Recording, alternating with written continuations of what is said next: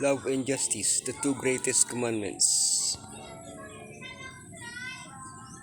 If someone says, I love Elohim, and hates his brother, he is a liar. For he who does not love his brother, whom he has seen, how can he love Elohim, whom he has not seen?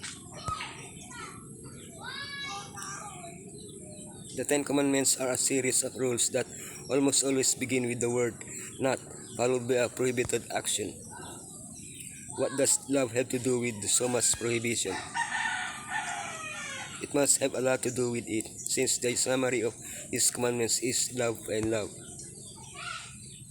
It is clear that the law is not something exclusively personal. It is the code that defines how I should behave towards God, towards Elohim, and towards my fellow men. Therefore, the law teaches us to love. The main point of the law, the two main commandments, are two main sins. Love and justice, Elohim's love for justice. The most important thing about the law, who is my neighbor? The main thing of the law, the two main commandments.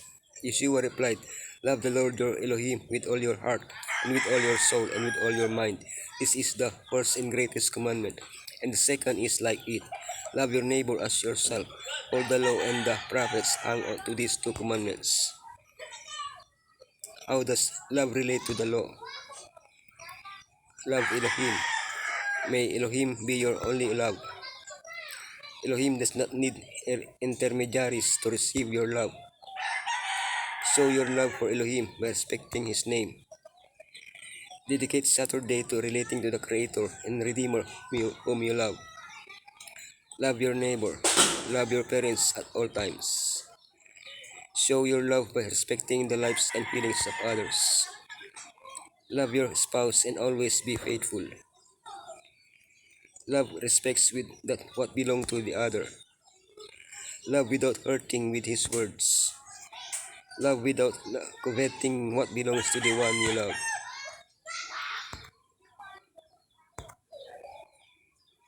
It seems easy to be righteous by keeping the letter of the law, but true justice is demonstrated by loving. That is what Yeshua asked of the rich young man who believed he was righteous. Show through actions your love for others. Give to the poor and your love for Elohim. Come follow me. The two main sins. He, Ahab, behaved in the vilest manner by going after idols, take up the cause of the fatherless, plead the case of the widow. There are two sins that are mentioned insistently throughout the Bible, idolatry and social injustice. These two sins are the antithesis of the two great commandments. Love Elohim, worship idols, loving others, harming others. Do you show your love for someone by doing the opposite of what he has asked of you?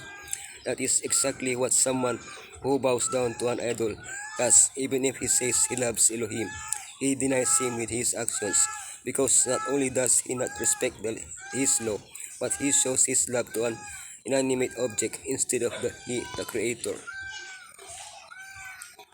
Regarding love for others, Paul makes it very clear, love does not harm to a neighbor. Love and justice.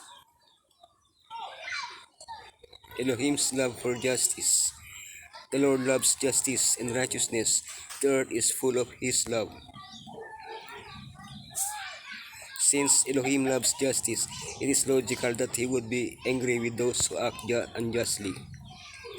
One of the clearest examples is found in Psalm 82, where Asaph shows us Elohim's reaction to the attitude of the judges, who had the responsibility of applying justice, but used their authority to act unjustly. These judges, called gods because of their position of responsibility, exercising justice by divine delegation, defend injustice and favor the wicked. Elohim especially calls them to defend the helpless and the nearby and the needy. If they do not do so, they will die for their unrighteousness.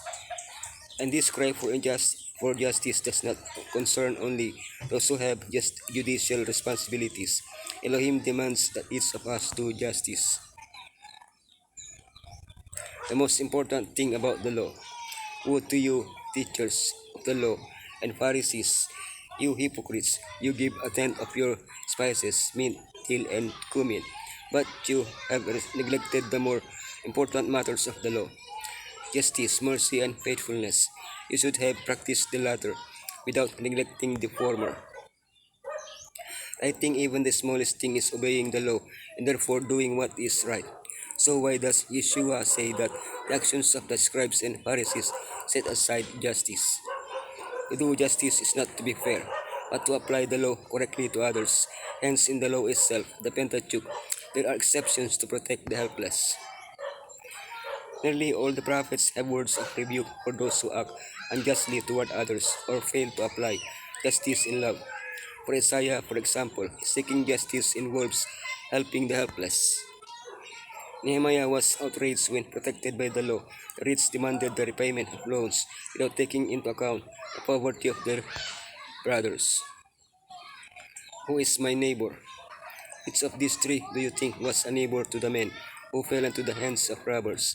The expert in the law replied, the one who had mercy on him. Yeshua told him, go and do likewise. Many understood the command recorded in Leviticus 19:18 to love one's neighbor to apply only to those who were Israelites. If you are not an Israelite, you are not my neighbor. However, not everyone held that view. Thus, one scribe who asked a question that he himself was capable of answering wanted to justify himself by asking, who is my neighbor? Yeshua did not reveal the nationality of the wounded men on the road to Jericho. Neither the priest nor the Levite, examples of fulfilling the law, were interested in the helpless men.